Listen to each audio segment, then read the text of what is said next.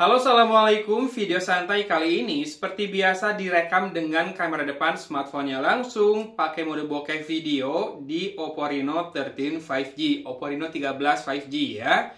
Ini adalah smartphone Oppo yang rilis setahun 2 kali, makanya nggak kerasa kan tiba-tiba udah angka 13. Untungnya Oppo nggak skip angka 13 kayak mereka nge-skip angka 4. Kalau pertanyaannya, apakah upgrade dari seri sebelumnya selalu kerasa? Jawabannya iya, karena seri sebelumnya pakai prosesor MediaTek Dimensity 7300 Energy, kali ini pakai Dimensity 8350. Ya, kalau 7 ke 8 biasanya performanya lumayan meningkat. Kemudian IP ratingnya sudah naik ke IP68 atau 69 yang membuatnya bisa diajak ngerekam video dan foto di dalam air sampai kedalaman 2 meter hingga 30 menit.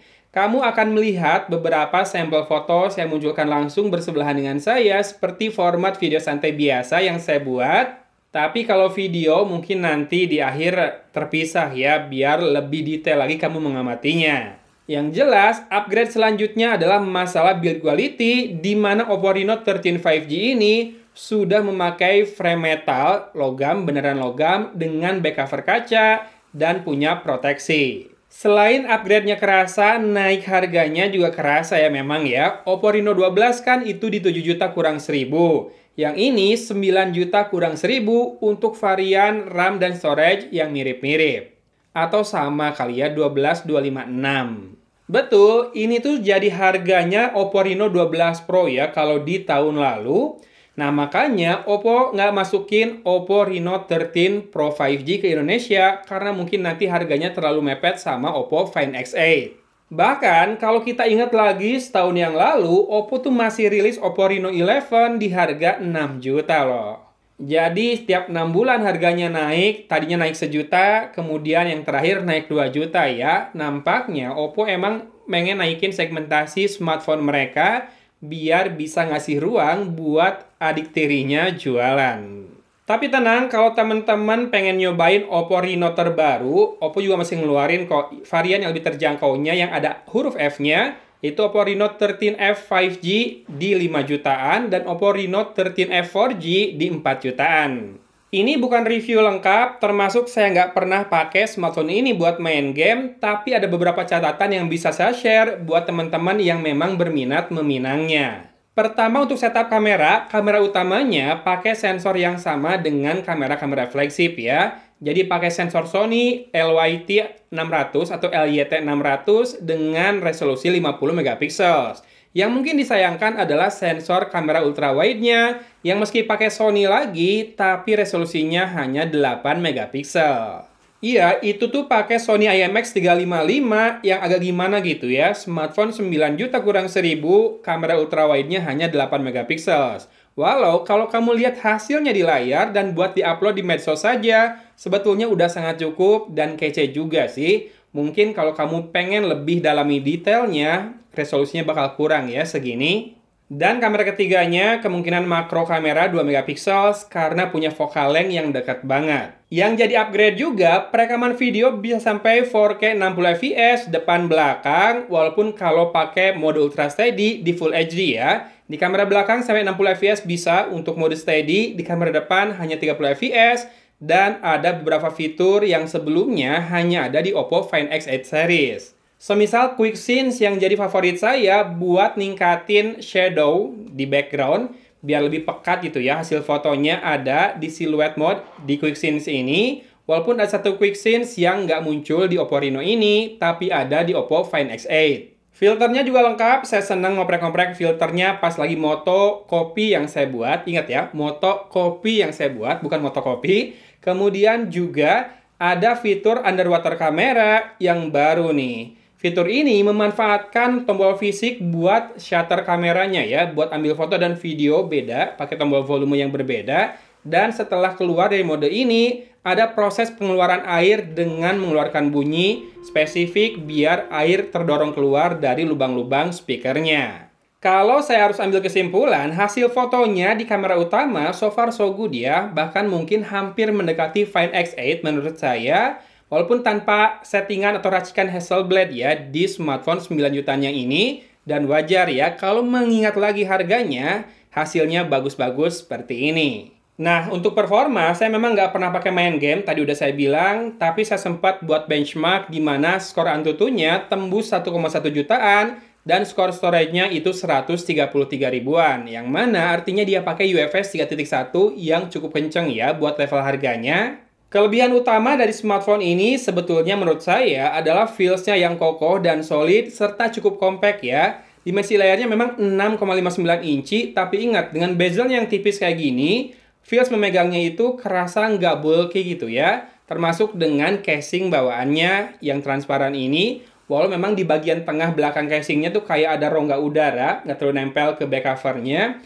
Tapi so far so good ya. Pas dipakai gitu, keluarin dari saku, ambil foto pakai smartphone ini, rasanya enak. Feels-nya kerasa mewah, kemudian experience mahal dari ColorOS 15 juga kerasa banget ya di smartphone ini. Kayak nggak ada yang disunat gitu. Termasuk masalah always on display yang dinamis seperti ini. Ada animasi dari always on display ke lock screen, kemudian ke wallpaper utama yang terasa smooth kayak gini. Ini sebelumnya hanya ada di Find X8 ya yang pernah saya coba. Ya, jadi ada efek depth-nya kayak di iPhone, kemudian ColorOS ini makin lama saya gunakan makin kerasa nyaman dan juga kerasa aman. So far, kalau harus dibandingkan antara FunTouch OS dengan ColorOS, saya jauh lebih milih ColorOS ini.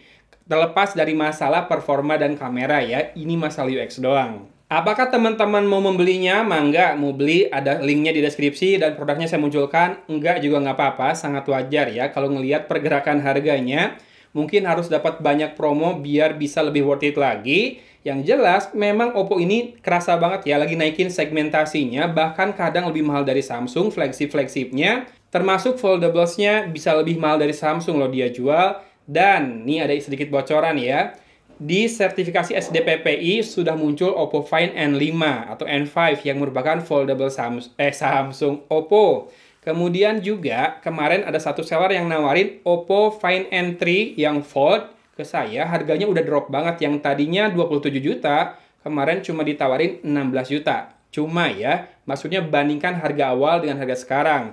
Tetap tidak bisa dikatakan murah, tapi dropnya sudah banyak banget. Keduanya jadi tanda akan segera masuknya foldables baru Oppo bulan apa ya? Saya penasaran sih pengen nyoba, tapi nanti lihat ya ada rezekinya atau enggak buat nyoba.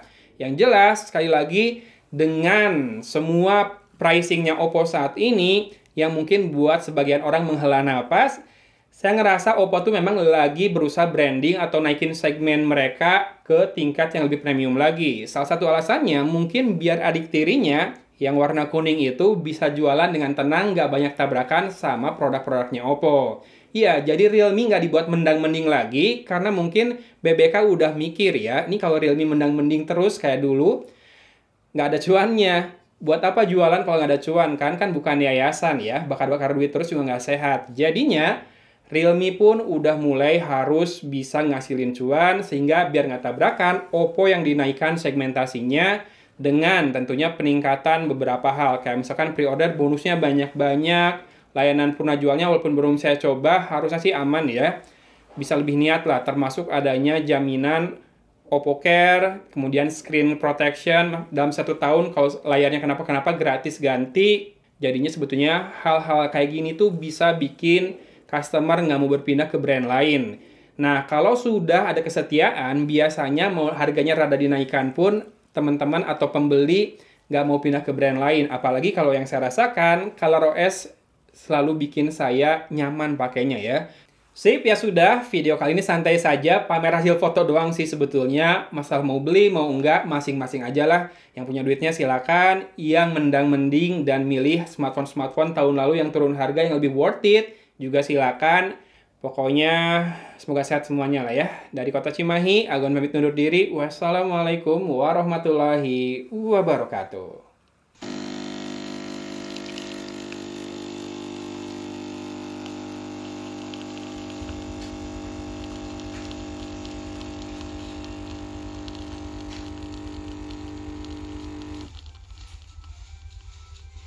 4K 30 fps, kita panning,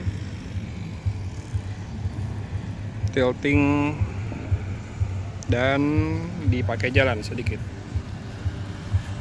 Masih kelihatan stabil banget sih kalau di layar, tapi kita akan coba stabilisasinya ya, ultra steady mode-nya. Ultra Steady ini jalan di Full HD 60 fps, tapi saya biasanya render video di YouTube di 30 fps. Ini rada kasar nih saya gerakinnya biar ketes banget ya.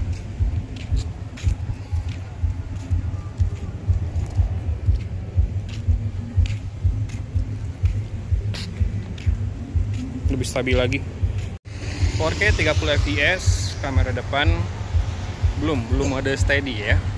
Dan belum juga pakai sound focus. Bentar saya nyalain dulu.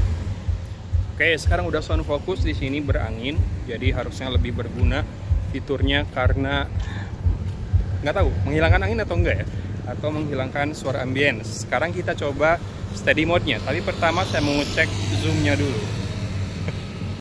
Oke, steady mode di zoom 1 kali, masih bisa juga ke 0,8 kali ternyata. Walaupun dia ada faktor cropping, masih bisa lebih lebar dibanding yang tadi. Dan silakan disimak kalau panning dan juga tilting, ada backlight, masih jelas banget wajahnya. Oke, ada rada kemerahan tone kulitnya barusan, tapi segini udah oke ya. Ini pakai Ultra Steady.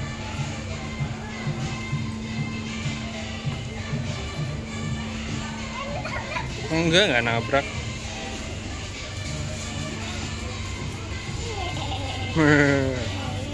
Jalan cepet-cepet sambil dorong troli.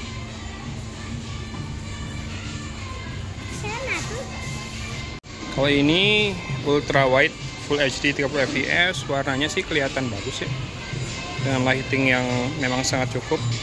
Stabilisasi juga oke. Ingat loh, ultra wide-nya punya autofocus meskipun resolusinya hanya 8 megapiksel. Full HD 30 fps indoor, tapi cahayanya sangat cukup. Sok naik sendiri, bisa nggak? Nggak bisa. Kalau ini di 4K 30 fps. Apa? Apa dek? Nanti di bawah 60 fps kamera depan masih smooth aja kalau saya lihat di viewfinder. Warna juga bagus, stabilisasi masih kerasa. Jadi ya memang bagus kayaknya kameranya depan belakang. Tinggal tone warna dan audio ya. Jangan lupa ini punya fitur sound focus, jadi bisa lebih fokus ke suara kita dibandingkan suara sekitar atau ambience.